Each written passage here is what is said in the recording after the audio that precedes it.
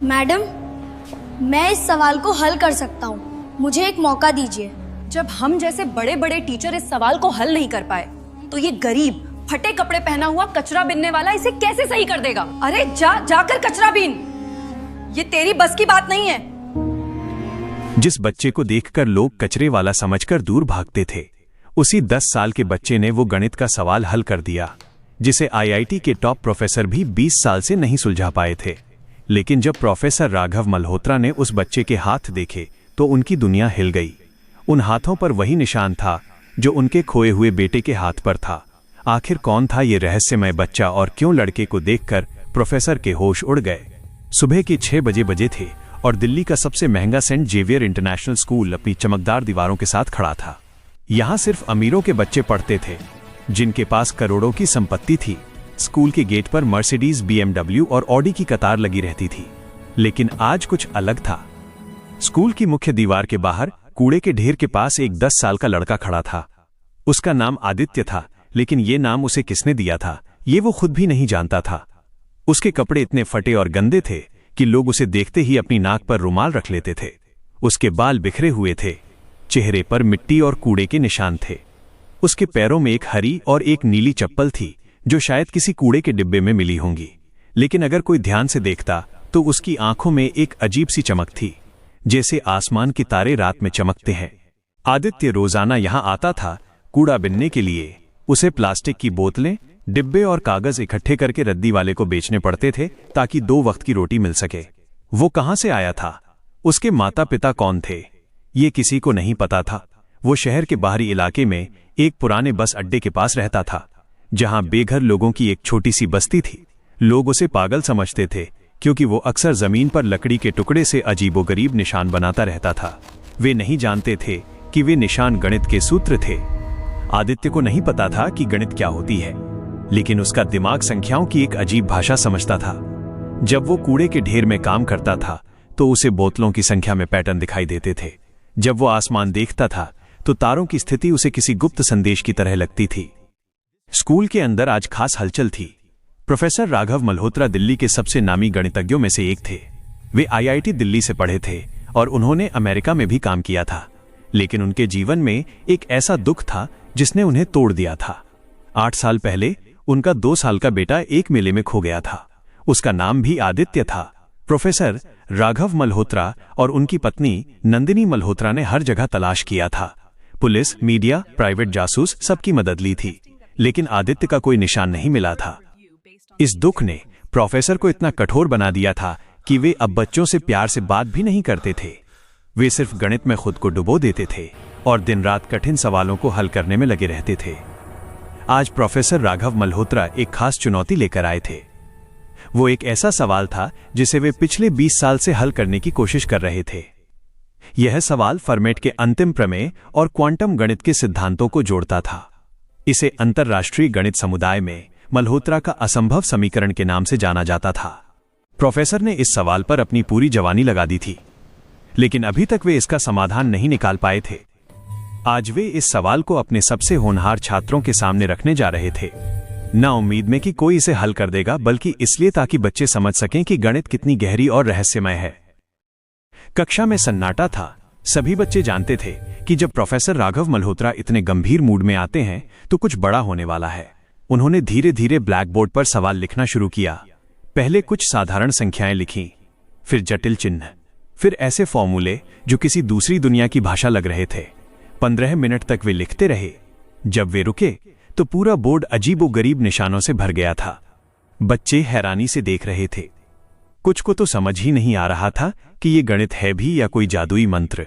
Professor ने पीछे मुड़कर देखा और कहा, तारांकन, ये सवाल मैंने अपनी जिंदगी का सबसे कीमती हिस्सा देकर बनाया है। मैं चुनौती देता हूं कि अगर आप में से कोई भी इसे कल सुबह तक हल कर देगा तो मैं अपनी प्रोफेसरी छोड़ दूंगा और उसे अपनी सारी संपत्ति दे दूंगा। कक्षा में खुसुर फुसुर शुरू हो गई। कुछ बच्चों ने डर के मारे सिर झुका लिए, कुछ ने मोबाइल में फोटो खींच ली, कुछ ने मन ही मन मान लिया कि ये सवाल उनके बस का नहीं। बाहर आदित्य कूड़े के ढेर में काम कर रहा था, लेकिन उसका ध्यान क्लासरूम की खिड़की की तरफ था। जब तक प्रोफेसर सवाल लिख रहे थे, आदित्य लोहे की जाली से चिपका हुआ उन्हें देख रहा था। जैसे जैसे सवाल बोर्ड पर उभरता गया, आदित्य की आंखें चमकने लगी। उसे यह डरावना सवाल नहीं लग रहा था, उसे ये एक सुंदर कविता जैसा लग रहा था जो उसके दिमाग में संगीत बजा रही थी। वो सवाल उससे बात कर रहा था, उसे पुकार रहा था। आदित्य को एहसास हुआ कि वो इस सवाल को समझ रहा है। हर निशान, हर संख्या उसे साफ दिखाई दे रही थी। लेकिन तभी स्कूल के चौकीदार ने उसे देख लिया। अबे यहां क्या कर रहा है? डंडा लहराते हुए वो उसकी तरफ आया। गंदे स्कूल को बदनाम कर रहा है, भाग यहां से।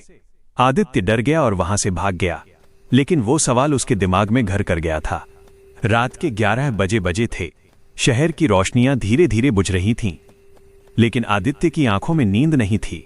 वो अपने ठिकाने पर लेटा हुआ था, एक पुराने बस स्टॉप के नीचे, जहां उसने अखबारों और कार्डबोर्ड के टुकड़ों से एक छोटा सा बिस्तर बनाया था।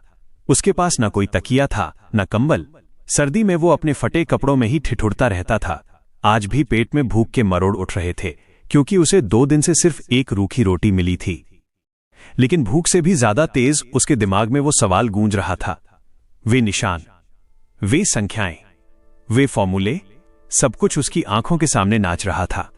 उसे लगा जैसे वो सवाल उससे कह रहा हो, तारांकन आदित्य, मैं तुम्हारा इंतजार कर रहा हूं, आओ और मुझे हल करो। आदित्य चुपचाप उठा। आसपास सभी बेघर लोग सो रहे थे। कुछ शराब पीकर बेहोश पड़े थे, कुछ ठंड से कांप रहे थे। आदित्य ने अपने पैरों में वे अलग अलग रंग की चप्पलें पहनी और सड़क पर निकल पड़ा। रात में दिल्ली की सड़कें वीरान लगती थीं। इक्का दुक्का देर से लौटने वाली गाड़ियां दिखाई देती थीं।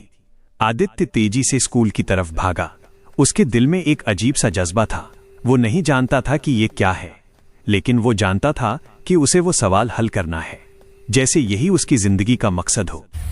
स्कूल पहुंचकर उसने देखा कि मुख्य गेट बंद था और चौकीदार अपनी कुटिया में सो रहा था। लेकिन आदित्य जानता था कि स्कूल की पिछली दीवार में एक जगह टूटी हुई थी। वहीं से वो अक्सर कूड़ा उठाने घुसता था। वो चुपचाप उस जगह पहुंचा और दीवार फांदकर स्कूल के अंदर घुस गया। स्कूल का बगीचा रात में बहुत डरावना लग रहा था। पेड़ों की परछाइयां भूतों की तरह हिल रही थीं। लेकिन आदित्य को कोई डर नहीं लग रहा था। वो सीधे उस कक्षा की तरफ गया जहां दिन में सवाल लिखा गया था। कक्षा की खिड़की खुली थी। आदित्य ने अंदर झांका। बाहर से स्ट्रीट लाइट की हल्की रोशनी सीधे ब्लैक बोर्ड पर पड़ रही थी। वो सवाल अभी भी वैसे ही लिखा हुआ था। आदित्य की सांस तेज हो गई। वो खिड़की से अंदर कूद गया। कमरे में अंधेरा था, लेकिन ब्लैक बोर्ड साफ दिखाई दे रहा था। आदित्य धीरे धीरे आगे बढ़ा। उसके पैर कांप रहे थे, डर से नहीं, उत्साह से। वो टीचर की मेज के पास गया और वहां से चौक का एक टुकड़ा उठाया। वो चौक उसके गंदे खुरदरे हाथों में बहुत छोटी लग रही थी। आदित्य ने बोर्ड को देखा। प्रोफेसर राघव मल्होत्रा का सवाल वाकई बेहद जटिल था, लेकिन आदित्य को यह जटिल नहीं लग रहा था। उसे लग रहा था जैसे ये सवाल उसी के लिए बनाया गया हो। वो समझ रहा था कि यहाँ समय और स्थान के बीच का रिश्ता छुपा हुआ है। यहाँ अनंत की गणना की गई है। यहाँ ऐसे सूत्र हैं जो ब्रह्मांड की गुत्थियों को सुलझाते हैं। आदित्य ने लिखना शुरू किया। पहले वो धीरे धीरे लिख रहा था, लेकिन जैसे जैसे उसका दिमाग तेज चलता गया, उसकी रफ्तार बढ़ती गई। रात की चुप्पी में सिर्फ चौक की आवाज गूंज रही थी, खट खट खट। आदित्य लगातार लिखता जा रहा था। वो भूल गया कि वो भूखा है। वो भूल गया कि वो एक कचरा बिनने वाला बच्चा है। वो भूल गया कि दुनिया उसे कैसे देखती है। इस वक्त वो सिर्फ एक गणितज्ञ था जो ब्रह्मांड के रहस्यों को सुलझा रहा था। उसके दिमाग में एक के बाद एक समाधान आते जा रहे थे। वो देख रहा था कि कैसे संख्याओं के बीच छुपे हुए पुल बन रहे हैं। वो देख रहा था कि कैसे गणित के नियम एक दूसरे से जुड़ रहे हैं। 4 घंटे बीत गए। रात के 3 बजे आदित्य ने लिखना बंद किया। पूरा बोर्ड भर चुका था। ऊपर से नीचे तक हर जगह समीकरण, फॉर्मूले और गणनाएं लिखी हुई थीं। और सबसे नीचे एक छोटे से बॉक्स में आदित्य ने अंतिम उत्तर लिखा था। वह उत्तर इतना सरल था कि कोई भी हैरान रह जाए। इतने जटिल सवाल का जवाब था सिर्फ एक संख्या। आदित्य पीछे हटा और अपने काम को देखने लगा। उसके चेहरे पर एक ऐसी संतुष्टि थी जो शायद उसे कभी खुशी के मौकों पर भी नहीं मिली थी। उसने चौक वापस मेज पर रख दी। एक बार फिर बोर्ड को देखा, जैसे कोई कलाकार अपनी बनाई हुई पेंटिंग को निहारता है। फिर वो खिड़की की तरफ बढ़ा। बाहर सुबह होने में अभी समय था। आदित्य खिड़की से बाहर कूदा और उसी रास्ते से स्कूल से बाहर निकल गया। वो वापस अपने कार्डबोर्ड के बिस्तर पर आया और लेटते ही गहरी नींद में सो गया। उसे नहीं पता था कि अगली सुबह उसकी जिंदगी हमेशा के लिए बदलने वाली है। सुबह 8 बजे प्रोफेसर राघव मल्होत्रा हमेशा की तरह स्कूल पहुंचे। वे आज भी गुस्से में थे क्योंकि उन्हें पूरा यकीन था कि कल का सवाल कोई हल नहीं कर पाया होगा। वे सीधे अपनी कक्षा की तरफ गए। उनके साथ स्कूल की प्रिंसिपल कविता वर्मा भी थीं। जैसे ही प्रोफेसर ने कक्षा का दरवाजा खोला, उनके हाथ से फाइलें गिर गईं। उनकी आंखें फैल गईं। वे जैसे पत्थर की मूर्ति बन गए। ब्लैकबोर्ड पर उनका सवाल हल हो चुका था। न सिर्फ हल, बल्कि ऐसे तरीके से जैसा उन्होंने कभी सोचा भी नहीं था। प्रोफेसर धीरे धीरे बोर्ड के पास गए। उनके हाथ कांप रहे थे। वे बार बार अपना चश्मा उतारकर साफ करते रहे। प्रिंसिपल कविता वर्मा ने हैरानी से पूछा, तारांकन राघव, क्या ये सही है? प्रोफेसर की आवाज कांप रही थी, तारांकन कविता, ये न सिर्फ सही है, ये तो जीनियस है। जो काम मैं 20 साल से कर रहा था, उसे किसी ने एक ही रात में पूरा कर दिया है। प्रोफेसर राघव मल्होत्रा बोर्ड पर लिखे हर स्टेप को ध्यान से देखने लगे। ये सिर्फ सही हल नहीं था, ये तो एक नई सोच थी। यहां ऐसे तरीके इस्तेमाल किए गए थे जिनके बारे में उन्होंने कभी सोचा भी नहीं था। कैलकुलस, अलजेब्रा और ज्यामिति, तीनों का ऐसा सुंदर मेल कि ये गणित नहीं, एक कलाकृति लग रही थी। लेकिन सबसे हैरान करने वाली बात यह थी कि यह काम किसी अनुभवी गणितज्ञ का नहीं लग रहा था। हैंडराइटिंग देखकर साफ पता चल रहा था ये किसी बच्चे की लिखावट थी, और वो भी ऐसा बच्चा जिसने शायद कभी औपचारिक पढ़ाई तक नहीं की थी। प्रोफेसर ने तुरंत कहा, सिक्योरिटी को बुलाइए। थोड़ी देर में सिक्योरिटी ऑफिसर रमेश लैपटॉप लेकर कक्षा में पहुंचा। कल रात का सीसीटीवी फुटेज दिखाओ, प्रोफेसर ने आदेश दिया। सभी टीचर और प्रिंसिपल कविता वर्मा लैपटॉप के चारों ओर इकट्ठा हो गए। फुटेज चलना शुरू हुआ। रात के 11 बजे। स्क्रीन पर सब कुछ शांत था। 2:30 बजे के आसपास एक छोटी सी परछाई स्कूल की पिछली दीवार फांदती दिखाई दी। कैमरा ज्यादा साफ नहीं था, लेकिन इतना साफ था कि वो एक बच्चा था। वो बच्चा सीधे कक्षा की तरफ गया, खिड़की से अंदर कूदा और बोर्ड के सामने खड़ा हो गया। अगले 4 घंटे तक वो लगातार कुछ लिखता रहा। कभी रुकता, कभी सोचता, फिर और तेज लिखने लगता। सुबह 3:30 बजे वो बच्चा फिर उसी रास्ते से बाहर निकल गया। कमरे में सन्नाटा छा गया। रमेश ने धीरे से कहा, तारांकन सर, ये तो वही बच्चा है जो रोज स्कूल के बाहर कूड़ा बिनता रहता है। इसे लोग आदित्य कहते हैं। ये नाम सुनते ही प्रोफेसर राघव मल्होत्रा के दिल में जैसे किसी ने बिजली गिरा दी। आदित्य, उनके खोए हुए बेटे का नाम भी आदित्य ही था। कुछ पल के लिए उनका दिमाग सुन्न हो गया। फिर उन्होंने खुद को संभाला। संयोग है, उन्होंने मन ही मन कहा, इस शहर में हजारों बच्चों का नाम आदित्य है, लेकिन दिल कुछ और ही कह रहा था। प्रिंसिपल कविता वर्मा बोली, तारांकन राघव, ये बहुत अजीब है। एक कचरा बिनने वाला बच्चा इतनी उच्च स्तर की गणित कैसे जान सकता है? कहीं कोई धोखाधड़ी तो नहीं? प्रोफेसर ने गंभीर स्वर में कहा, तारांकन कविता, ये सवाल मैंने खुद बनाया है। ये कहीं किसी किताब में नहीं है, और जिस तरीके से इसे हल किया गया है, ये सिर्फ एक सच्चा जीनियस ही कर सकता है। उनकी आंखों में अब सिर्फ हैरानी नहीं, बेचैनी भी थी। मुझे उस बच्चे से मिलना है, उन्होंने कहा। मुझे जानना है कि वो कौन है। रमेश ने बताया, तारांकन सर, वो पुराने बस अड्डे के पास रहता है, वहीं झुग्गियों के बीच। प्रोफेसर ने बिना देर किए कहा, आज ही चलते हैं। दोपहर के समय प्रोफेसर राघव मल्होत्रा और प्रिंसिपल कविता वर्मा कार से निकल पड़े। पुराना बस अड्डा शहर का सबसे उपेक्षित इलाका था। हर तरफ गंदगी, बदबू और गरीबी, फटी हुई झुग्गियां, गंदे नाले और कूड़े के ढेर। प्रोफेसर का दिल भारी हो गया। अगर वो बच्चा वाकई कोई खास है, तो वो इन हालातों में कैसे जी रहा होगा? उन्होंने आसपास के लोगों से पूछा। एक बुजुर्ग आदमी बोला, तारांकन, हाँ साहब, आदित्य यहीं कहीं रहता है। अजीब बच्चा है, हमेशा अकेला, हमेशा जमीन पर कुछ न कुछ बनाता रहता है। लोग कहते हैं वो पागल है। प्रोफेसर का दिल और तेज धड़कने लगा। फिर उन्होंने उसे देख लिया। एक पुराने बस के नीचे एक छोटा सा बच्चा प्लास्टिक की बोतलें साफ कर रहा था। वही फटे कपड़े, वही बिखरे बाल और वही आंखें। प्रोफेसर की सांस एक पल के लिए रुक गई। ये बच्चा उम्र में लगभग उतना ही था जितना उनका खोया हुआ बेटा आज होता। प्रोफेसर राघव मल्होत्रा धीरे धीरे उस बच्चे की तरफ बढ़े। आदित्य ने जैसे ही उन्हें अपनी ओर आते देखा, वो घबरा गया। उसे लगा शायद स्कूल में घुसने की वजह से अब उसे सजा मिलने वाली है। वो उठकर भागने लगा।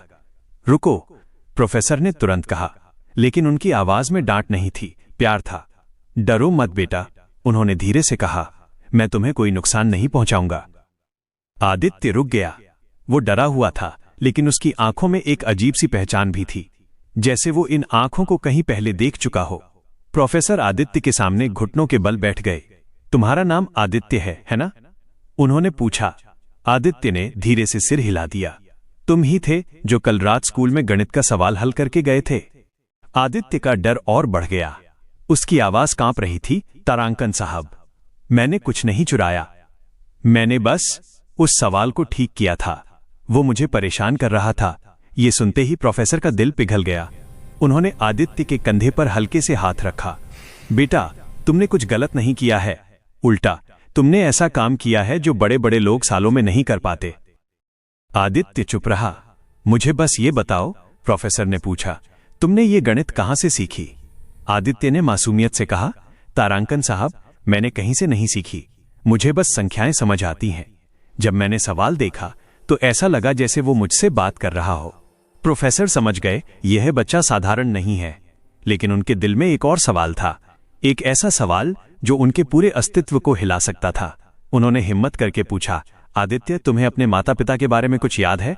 आदित्य ने सिर हिला दिया। तारांकन, नहीं साहब, मुझे कुछ याद नहीं। जब से होश संभाला है यहीं रहा हूं। प्रोफेसर की धड़कनें तेज हो गईं। क्या मैं तुम्हारे हाथ देख सकता हूं? उन्होंने धीरे से पूछा। आदित्य ने हैरानी से अपना दायां हाथ आगे बढ़ाया। उसकी हथेली पर एक छोटा सा जन्मजात निशान था, एक तारे की आकृति। जैसे ही प्रोफेसर की नजर उस निशान पर पड़ी, उनकी आंखों में आंसू आ गए। उनके हाथ कांपने लगे। नहीं, ये नहीं हो सकता, उन्होंने बुदबुदाया। उन्होंने कांपते हाथों से आदित्य की हथेली को छुआ। ये निशान, उनकी आवाज टूट गई। ये बिल्कुल मेरे बेटे के हाथ जैसा है। आदित्य कुछ समझ नहीं पा रहा था। आपका बेटा? उसने पूछा। प्रोफेसर की आंखों से आंसू बहने लगे। मेरा बेटा भी आदित्य ही था। वो 8 साल पहले खो गया था। तब वो सिर्फ 2 साल का था। आदित्य चुप था। वो सिर्फ ये देख रहा था कि ये आदमी क्यों रो रहा है। प्रोफेसर ने खुद को संभाला। बेटा, उन्होंने कहा, तारांकन, मैं तुम्हें एक जगह ले चलना चाहता हूं। वहां एक औरत है जो तुम्हें देखकर बहुत खुश होगी। आदित्य डर गया। नहीं साहब, वो बोला, तारांकन, मैं कहीं नहीं जाऊंगा, मुझे यहीं रहना है। प्रोफेसर ने धैर्य से कहा, डरो मत, मैं तुम्हें कोई नुकसान नहीं पहुंचाऊंगा। चलो, पहले तुम्हें खाना खिलाते हैं। आदित्य का पेट सच में खाली था। 2 दिन से उसने ठीक से कुछ नहीं खाया था। कुछ पल सोचकर उसने धीरे से हां में सिर हिला दिया। प्रोफेसर आदित्य को अपनी कार में बैठाकर घर ले गए। रास्ते भर आदित्य खिड़की से बाहर देखता रहा। जब कार एक बड़े सुंदर घर के सामने रुकी तो वो हैरान रह गया। इतना बड़ा घर उसने कभी नहीं देखा था। प्रोफेसर ने घंटी बजाई। दरवाजा खुला। सामने नंदिनी मल्होत्रा खड़ी थी। जैसे ही उनकी नजर आदित्य पर पड़ी, वे सन्न रह गईं। उनका चेहरा पीला पड़ गया। वे दरवाजे का सहारा लेकर खड़ी हो गईं। नंदिनी, प्रोफेसर ने कहा, तारांकन, ये आदित्य है, वही बच्चा जिसने मेरा सवाल हल किया था। नंदिनी धीरे धीरे आदित्य के पास आईं। उन्होंने उसका चेहरा ध्यान से देखा। आंखें, नाक, माथा, सब कुछ जाना पहचाना लग रहा था। उनकी आवाज कांप रही थी। तारांकन राघव, ये कहीं वही तो नहीं? प्रोफेसर ने धीरे से कहा, इसके हाथ पर वही तारे का निशान है। नंदिनी ने आदित्य का हाथ देखा और अगले ही पल वे रो पड़ी। उन्होंने आदित्य को अपने सीने से लगा लिया। बेटा, उनकी आवाज टूट रही थी। आदित्य घबरा गया। आंटी, आप क्यों रो रही हैं? नंदिनी ने आंसुओं के बीच कहा, क्योंकि तुम मेरे बेटे जैसे लगते हो। आदित्य को नंदिनी मल्होत्रा का गले लगाना अजीब भी लगा और अच्छा भी। उसे किसी ने कभी इतने प्यार से नहीं छुआ था। नंदिनी ने आदित्य को अंदर ले जाकर पहले नहलाया, उसे साफ कपड़े पहनाए, फिर उसके सामने गरम खाना रखा। आदित्य ने झिझकते हुए पहला निवाला लिया और फिर जैसे उसे याद आया कि भूख क्या होती है, वह चुपचाप खाता रहा। नंदिनी उसे प्यार से देखती रही। जब आदित्य साफ सुथरा होकर सामने खड़ा था तो वो बिल्कुल किसी और ही दुनिया का बच्चा लग रहा था। नंदिनी का दिल लगातार कह रहा था, यही मेरा बेटा है, लेकिन दिमाग अब भी सवाल पूछ रहा था, अगर यही है तो इतने साल कहां था? रात को जब आदित्य सो गया तो प्रोफेसर राघव मल्होत्रा और नंदिनी मल्होत्रा आमने सामने बैठे। नंदिनी बोली, राघव, मुझे पता है ये पागलपन लगता है, लेकिन मेरा दिल मान ही नहीं रहा कि ये कोई और बच्चा है। प्रोफेसर ने गहरी सांस ली। नंदिनी, मुझे भी यही लग रहा है, लेकिन हमें सच्चाई जाननी होगी। अगले दिन उन्होंने डॉक्टर से संपर्क किया। आदित्य का डीएनए टेस्ट कराया गया। उसी दिन प्रोफेसर आदित्य को स्कूल भी ले गए। सभी टीचर्स हैरान थे। एक कचरा बिनने वाला बच्चा और ऐसा दिमाग। स्कूल में आदित्य को सम्मानित किया गया, लेकिन प्रोफेसर और नंदिनी की नजरें सिर्फ एक चीज पर थीं, डीएनए रिपोर्ट। 3 दिन बाद डॉक्टर के केबिन में सन्नाटा था। प्रोफेसर और नंदिनी कुर्सी पर बैठे थे, उनके हाथ एक दूसरे में कसे हुए थे। डॉक्टर ने रिपोर्ट खोली, फिर मुस्कुराए। बधाई हो, उन्होंने कहा। यह 100% साबित हो गया है कि आदित्य आपका ही बेटा है। नंदिनी फूट फूट कर रो पड़ी। राघव मल्होत्रा की आंखों से भी आंसू बहने लगे। 8 साल बाद उनका बेटा उन्हें वापस मिल गया था। लेकिन अब एक सवाल बाकी था, आदित्य इन 8 सालों में कहां था और उसने गणित कैसे सीखी? जब उन्होंने आदित्य से पूछा तो उसने सिर हिलाया। मुझे कुछ याद नहीं, उसने कहा। मैं बस इतना जानता हूं कि मैं हमेशा बस अड्डे के पास रहा हूं। फिर उन्हें एक नाम पता चला, रामू काका। प्रोफेसर रामू काका से मिलने गए। रामू काका ने बताया, तारांकन साहब, ये बच्चा 8 साल पहले बहुत बुरी हालत में मिला था। कोई इसे बस अड्डे पर छोड़ गया था। ये बीमार था और कुछ भी याद नहीं था। मैंने इसकी देखभाल की। उन्होंने आगे कहा, साहब, ये बच्चा किताबें देखकर ही सब समझ जाता था। मुझे तो लगता था ये पागल है, अब समझ आया ये जीनियस है। रामू काका की आंखों में आंसू थे। मुझे खुशी है, उन्होंने कहा, कि अब इसे अपना घर मिल गया। आज आदित्य एक स्कूल की 4 दीवारी में है, लेकिन अब कूड़ा बिनने वाला नहीं, बल्कि एक भविष्य का महान गणितज्ञ। और प्रोफेसर राघव मल्होत्रा अब सिर्फ एक गणितज्ञ नहीं, बल्कि एक पिता हैं, जिसने अपना खोया हुआ बेटा वापस पा लिया।